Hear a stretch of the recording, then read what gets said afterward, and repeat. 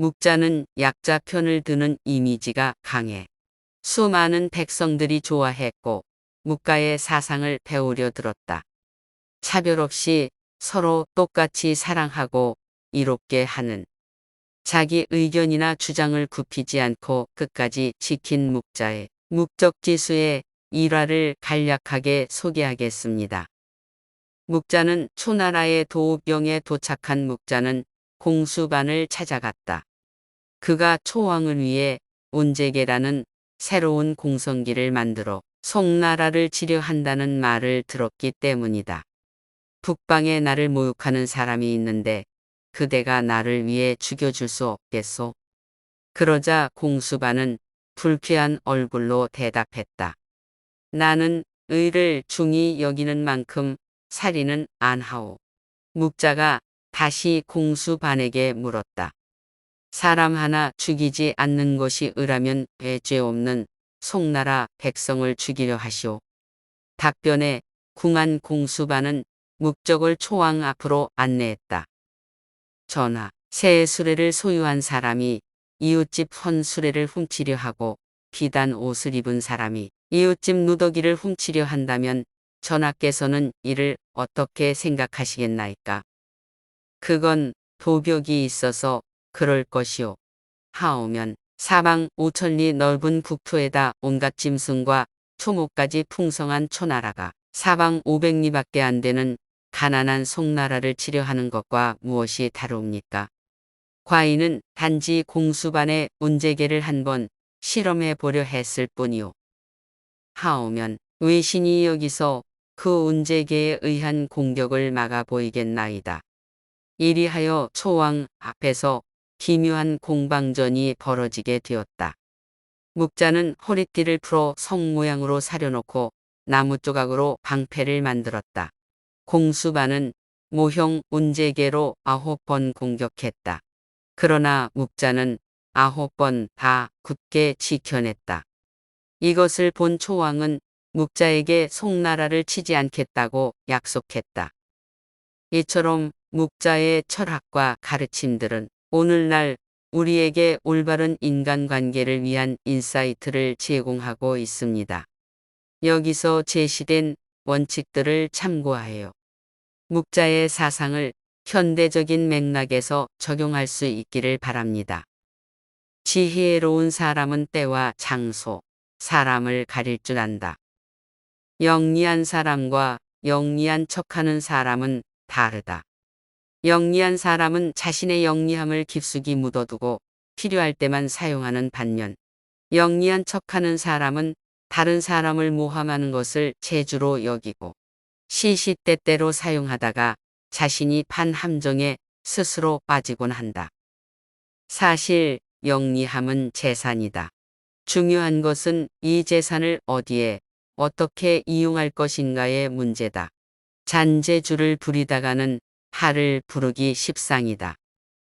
묵자는 지혜로운 사람은 훌륭한 재산인 영리함을 때와 장소, 사람을 가릴 줄 아는 사람이라고 말한다. 아첨하는 사람을 곁에 두지 않는다. 사람들은 가정이나 사회에서 다른 사람의 노용을 사지 않으려고 한다. 그 때문에 대부분 좋은 말로 남의 기분을 맞춰주려고 하며 듣기 싫은 말을 해서 남에게 미움을 사는 것을 꺼려한다. 물론 좋은 말을 하는 것이 나쁜 일은 아니다. 다만 문제는 친구 입장에서 듣기 좋은 말만 한다면 친구의 의무를 다하지 않는 것이다. 즉 결점이 있는 줄 뻔히 알면서도 입을 다문다면 진정한 친구라고 할 수 없다는 것이다. 만일 당신의 결점을 칭찬하는 사람이 있다면 그것은 다른 속셈이 있어서일 것이다. 묵자는 평소에 진정한 마음으로 당신을 책망하고 꾸짖는 사람이 있다면 그가 바로 인생의 스승이자 진정한 친구라고 말한다. 겸허한 태도로 마음을 열어라. 묵자는 자만하지 말고 겸허하며 다른 사람의 비평을 기꺼이 받아들이고 자기 잘못을 바로잡아서 넓은 마음으로 타인의 장점을 흡수해야만 자신의 장점을 더욱 향상시킬 수 있다고 말한다.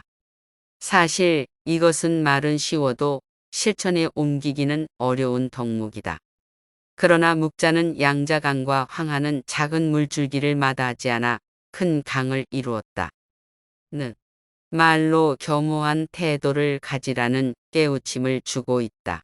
오만해서는 안 되며 겸손이야말로 삶에서 가장 성실한 태도다. 세상은 크고 넓어서 온갖 기이한 일들이 많이 일어난다. 그 속에서 개인은 아무리 힘이 세고 영리하다 해도 우주 속의 한 점 먼지일 뿐이다. 뛰는 사람 위에 나는 사람이 있다고 자기보다 뛰어난 사람은 언제나 존재하게 마련이다. 상대방의 자존심을 짓밟는 의미 없는 논쟁은 하지 않는다. 논쟁이 시작되면 쌍방은 원래보다 자기 관점을 더 고집하기 십상이다. 사실 논쟁은 아무런 의미도 없다. 논쟁에서 졌다면 할 말이 없다. 한편 상대방을 철저히 눌러 이겼다 한들 무슨 소용이 있으랴. 일시적으로 승리를 거둘 뿐 그 쾌감은 오래가지 못한다. 뿐만 아니라 논쟁에서의 승리는 상대방의 자존심을 짓밟은 대가로 얻은 것이다. 남의 체면을 깎아 얻은 승리 때문에 상대로부터 원한을 사서 화를 당할지도 모르는 일이다. 상대방과 논쟁할 때는 두 가지 결과를 생각해 봐야 한다. 하나는 의미 없는 표면적 승리이고 또 하나는 상대방의 호감이다. 이 두 가지는 한꺼번에 얻을 수 없다. 그렇다면 우리가 진정으로 원하는 것이 무엇인지 곰곰이 생각해 봐야 한다. 나를 비워야 타인을 담을 수 있다. 교만은 사람의 몸을 감싸는 악취처럼 조언을 건네는 친구를 쫓아버린다. 다른 사람의 의견이 나와 다르다고 잘난 척하지 말고 스스로 돌아보아야 한다. 그래야 마음을 비우고 더 성숙해질 수 있다. 비워야 다른 사람을 담을 수 있고 교만하면 자기 외에는 아무도 담을 수 없다. 생활 속에서 우리는 늘 무의식적으로 물이 가득 찬 컵으로 변해버린다.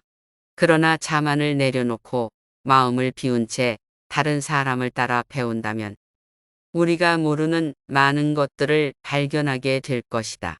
겸손에는 두 가지가 있다. 지위가 낮거나 능력이 부족할 때 겸손한 것은 대단한 일이 아니다. 사업에서 성과를 얻고 다른 사람에게 칭찬받을 때 겸손한 것이야말로 사람들의 존경을 받는 진정한 겸손이다. 소인에게 맞서는 기술과 피하는 기술이 필요하다. 묵자는 사람을 크게 군자와 소인 두 가지로 나누었다. 군자는 공명정대하지만 소인은 항상 다른 사람을 놓고 계산만 한다. 늘 주변의 크고 작은 이익을 살펴 수시로 공짜로 얻으려는 마음이 강한 소인은 심지어 다른 사람을 막무가내로 음해하기도 하는데 그 기세를 도무지 막을 길이 없을 정도다. 그러므로 소인과 교제할 때는 신중해야 하며 건드리기보다는 피하는 편이 낫다. 군자의 미움을 살지언정 소인의 미움은 사지 말라고 했다. 소인은 평생의 삶을 방해하고도 남기 때문이다. 따라서 소인을 절대 얕보아서는 안 된다. 묵자는 군자는 소인과 친구는 되지 않더라도 소인을 대처하고 피할 줄 알아야 한다. 고한다. 자신의 재능을 지나치게 드러내지 않는다.